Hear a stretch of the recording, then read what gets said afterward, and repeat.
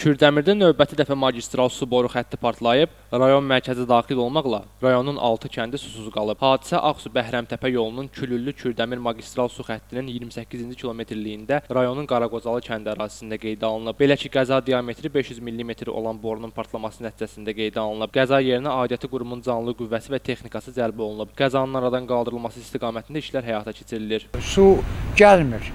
Qışda partlayır, yayda partlayır. Mən xahiş edirəm, aidiyyatı qurumlardan buna bir əncam çəkilsin. Biz nə qədər maşınla yandan su almalıyıq? Belə olmaz axı. Tez-tez olur belə hallar. Qış ayında olub, yayda olub. Tez-tez partlayır da bu.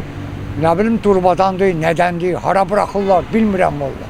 Qardaş, Kürdəmir rayonunda həmişə bax bu su problemində əziyyət çəkirik. Hər birimizdə yəni məcbur oluruq cibimizdən alaq. Qardaş, birimiz işləyirik, birimiz işləmirik. Yəni bu olmur axı, beləncə olmur. Nə olar, xahiş edirəm ki, belə bu şəhərdə tədbir görəsiniz. Nə kimi çətinliklər çəkirsiniz? Bu çətinliyimiz budur ki, sudur da qardaş, su təmizlikdir. Bir şey ki, bunu dövlətimiz ayırıbsa bu suyu bizə, yəni bu suyu da xahiş edirəm ki, çəksinlər normal 10 gündən bir su yanar. Özü rayondur, isti rayondur.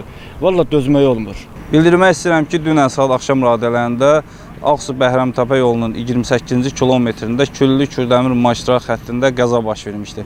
Qəza baş verən zaman idarənin canlı qüvvəsi və texnikası dərhal qəza yerinə cəlb edilmiş. Hal-hazırda qəzanın aradan qaldırılması üçün idarə tərəfindən bütün tədbirlər görülməkdə davam edir. Gördüyünüz kimi, hal-hazırda qəzanın aradan qaldırılmasının son mərhələsidir.